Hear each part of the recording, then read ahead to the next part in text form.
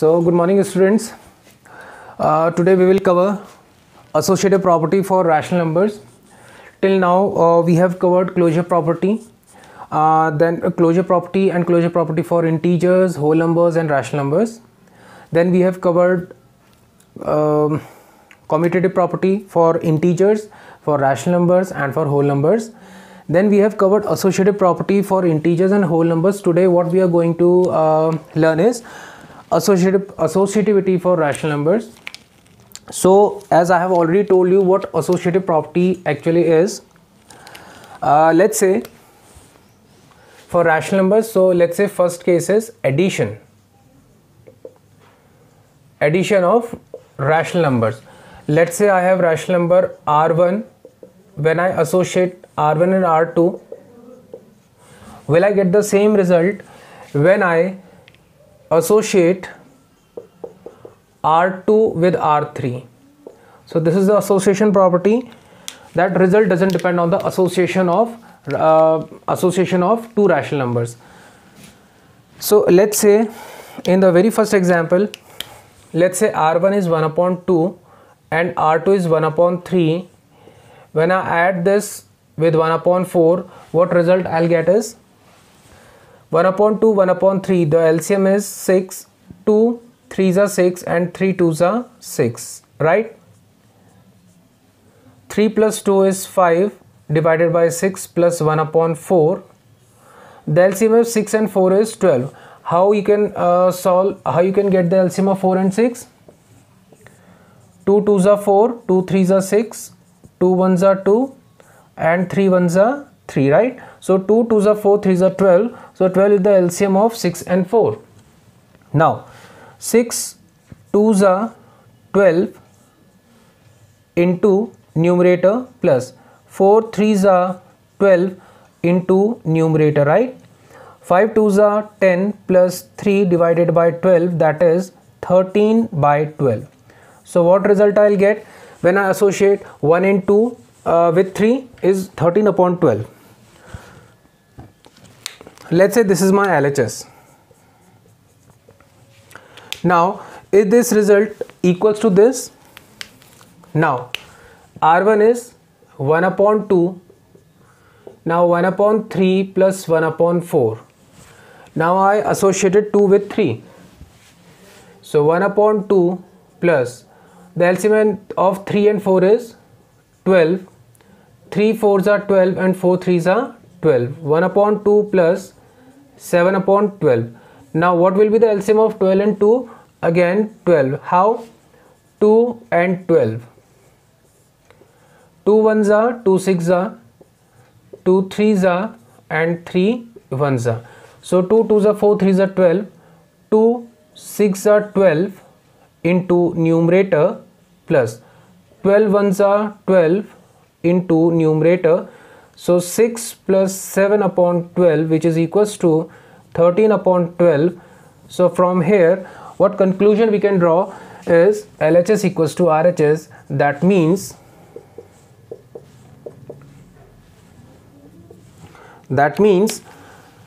result doesn't depend on the association of two rational numbers, right?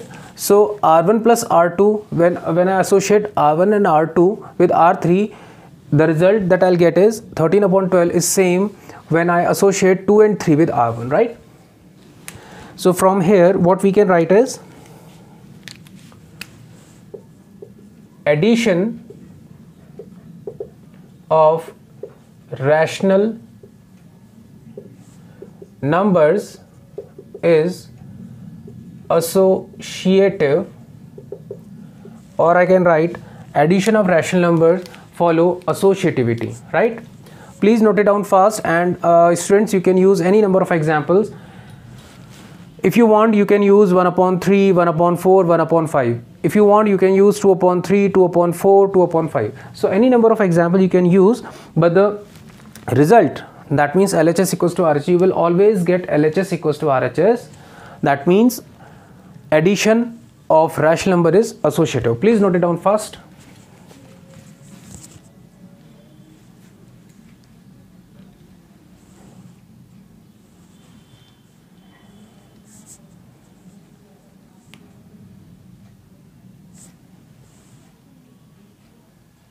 Now the next case is subtraction.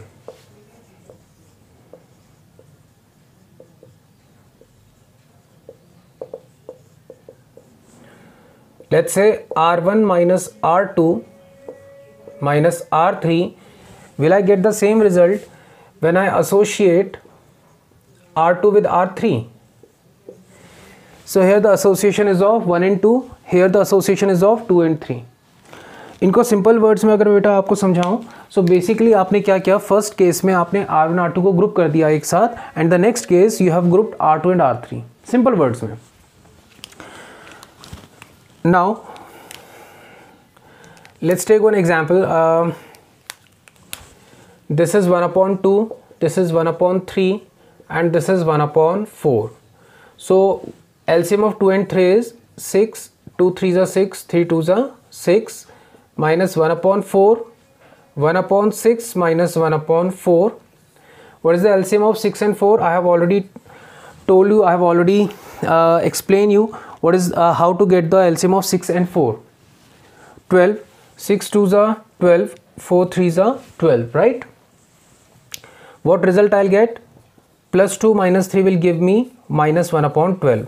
So in LHS, the result that I got is minus 1 upon 12. Now I need to check whether R1 minus bracket R2 minus R3 give me the same result or not. Okay, for that what I'll do is 1 upon 2 minus 1 upon 3 minus 1 upon 4. LCM of 3 and 4 is 12. 3 4s are 12 and 4 3s are 12. 1 upon 2 minus 4 minus 3 is 1 upon 12. The LCM of 2 and 12 I have already explained you in the earlier example is 12. 2 6 are 12, 12 1s are 12, which is equals to 5 upon 12. So this is RHS. So what conclusion you can draw from here is that LHS is not equals to RHS. Any doubt in this? And you can take any number of example. First I associate one R1 and R2. In the next case I associated 2 and 3. LCM is 6.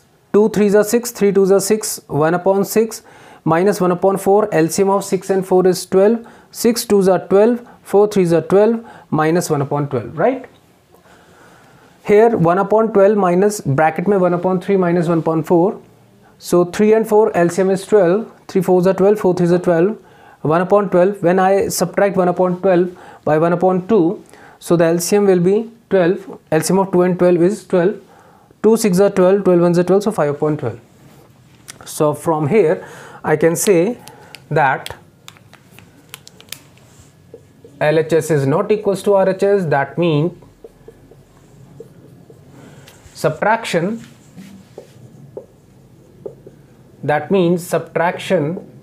is not associative, right? Or subtraction of rational numbers doesn't follow associativity, right? Please note it down fast. Please note it down fast so that we will then we will cover multiplication, division of rational numbers also.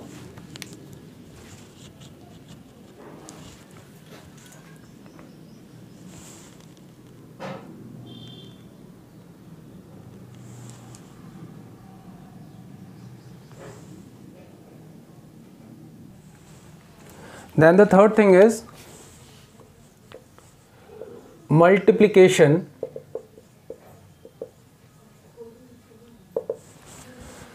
Let's say again R1, R2, R3. Is this equals to R1 into R2 into R3? Let's check. I am taking the same values. 1 upon 2 into 1 upon 3 into 1 upon 4. So 1 into 1, 2 3s are 6 into 1 upon 4, 1 1s are 1, 6 4s are 24. This is my LHS, right? 1 upon 2 into 1 upon 3 into 1 upon 4, 1 upon 2 into 1 1s are 1, 3 4s are 12, 1 1s are 1, 12 2s are 24. So what conclusion you can draw from here is LHS equals to RHS. That means result doesn't depend on the association of the rational numbers. कि जो result है बेटा वो association पे depend नहीं कर रहा है कि associate आपने किसको किससे करा है, right? That means आपने किस किस की grouping करी है उस पर depend नहीं करेगा आपका result. So you can write here is multiplication is associative. Please note it down fast. And the next example, and the next thing is, fourth is the division.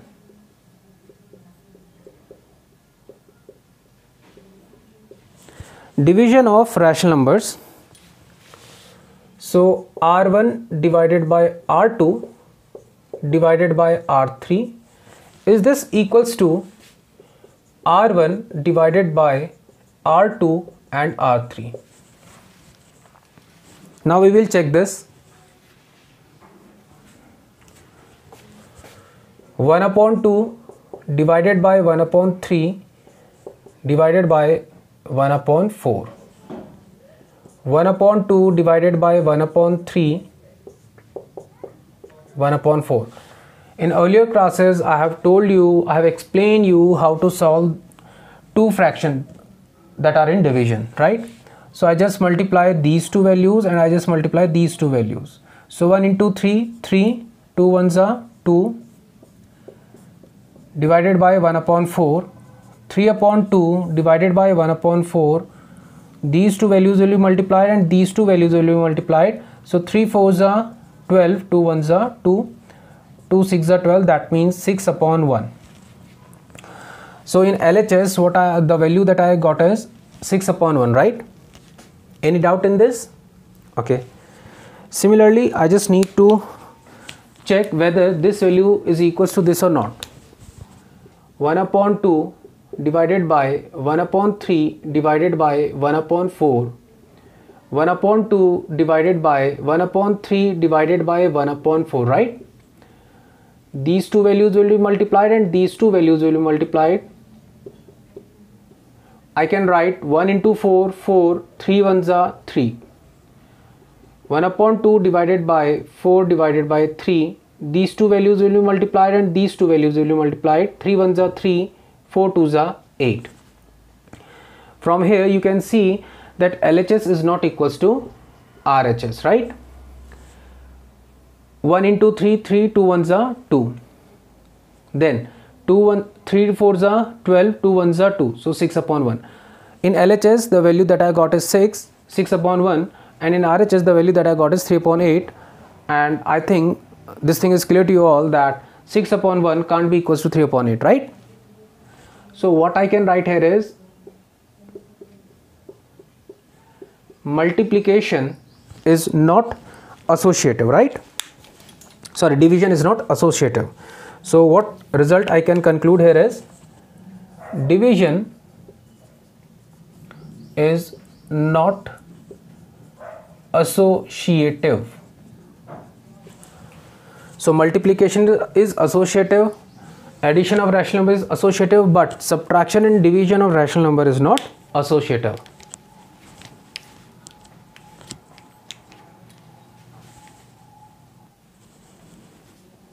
Please note it down fast.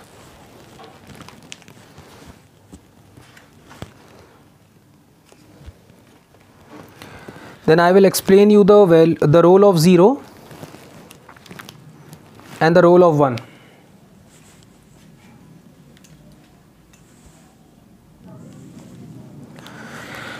Now we will learn the role of 0.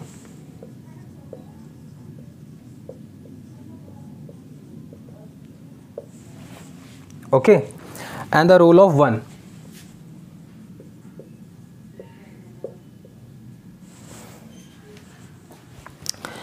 Okay, let's say I have a whole number plus 2. Let's say this is a whole number. When I add 0 to this whole number, what result I'll get is plus 2. that means I can say 0 has no effect on 2, right? Or I can say 0 has no effect on whole number. In simple words what I can say is कि बेटा अगर आप whole number के साथ एक zero को add करते हैं तो ज़ीरो का कुछ भी इन्फ्लुएंस उस होल नंबर पे नहीं रहेगा. That means the result is equals to the whole number, right? Similarly the next example is for integer. Let's say I have an integer -5. When I add this with 0, what result I'll get is -5. That means the integer itself. Let's say this is the negative integer. So what conclusion I can draw is that 0 has no influence on integers also. So if you add 0 with a whole number or with an integer, the result will remain as a whole number itself or an integer itself, right? What else if I add a rational number, let's say 1/2 with 0, this is rational number. When I add 0 with a rational number, the result will be a rational number itself, right? That means कि 0, if I add 0 with a whole number, with an integer or with a rational number, the result will remain as it is. I mean the whole number, integer and rational number itself. That means 0 has no effect or no influence on whole number, integer or rational number when you add 0 with these numbers, right? यानी कि 0 को अगर आप बेटा whole number या integer या rational number के साथ आप ऐड करते हैं, 0 का उन पे कोई भी इन्फ्लुएंस नहीं रहेगा. The result will as it is the whole number, integer and rational number. Now what is the role of 1? Let's say I have one whole number. When I multiply it with 1, what result I'll get is 2. Whole number itself. Whole number itself, right? What else if I multiply an integer with 1? Integer itself. And what result I'll get if I multiply 1 with a rational number? Then I'll get 1/2 rational number itself. Rational number itself. I think इसमें कोई doubt नहीं होगा आप लोगों को. And if any student has any sort of doubt, can ask me in the Zoom class or in any later sessions. Okay. But बेटा I think role of 0 and role of 1 is clear to you all. कि अगर आप 1 के साथ किसी भी number को multiply करते हैं तो नंबर itself आपको as a result मिलेगा. And if you add 0 with any number, you will get the same result. Okay.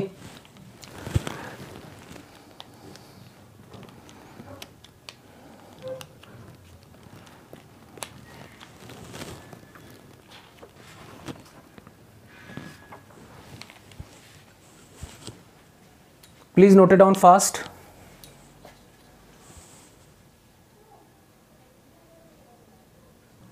Now the next thing that we are going to learn is negative of a number, or I can say additive inverse, reciprocal of a number, or I can say multiplicative inverse.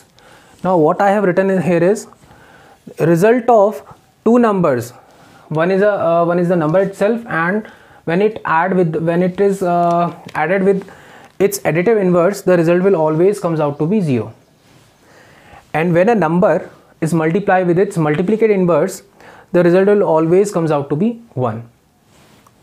Okay, I'll give you one example so that this thing is clear to you all. Okay. Let's say I have one number 1/3. Now what will be the additive inverse of this number? Additive inverse is equals to -1/3. That means opposite to this sign. The original number is +1/3. Additive inverse of this number is -1/3. When I add these two values, what result I'll get? Equals to 0. So additive inverse is nothing but a negative of that number. Let's take another example. I have, this is example 1, this is example 2. Let's say I have one 4 upon 5. What you will say, additive inverse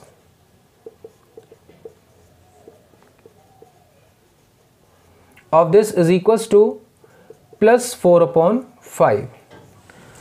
If positive sign is here, the additive inverse will be negative. If the original number is negative, then the additive inverse will be positive. Now if you add minus 4 upon 5 plus 4 upon 5, what result you will get? 0. I think this thing is clear to you all. Now in this case, let's take one example. Let's say the original number is minus 2 upon 3. So the multiplicative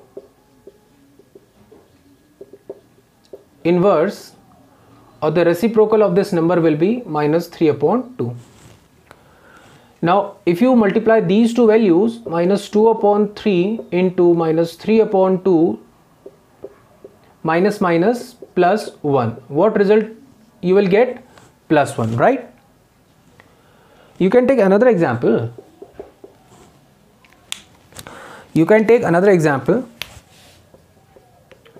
Let's say you have a number 3 upon 7.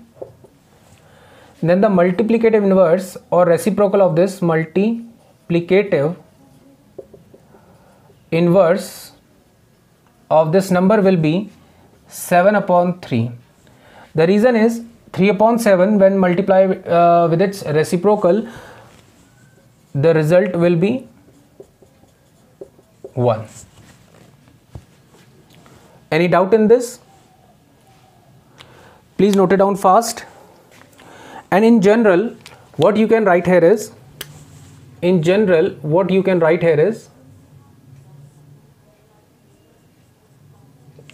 let's say you have a number a plus a, then the additive inverse will be minus a. So the result will always be 0. Similarly,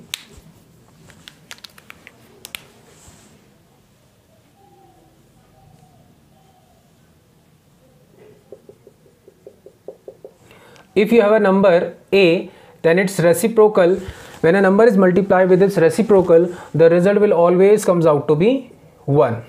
Similarly, when a number is added with its additive inverse, the result will always comes out to be 0. Any doubt in this? If not, please note it down, and those who have any doubt can ask me in the Zoom class or any other later sessions. Please note it down fast.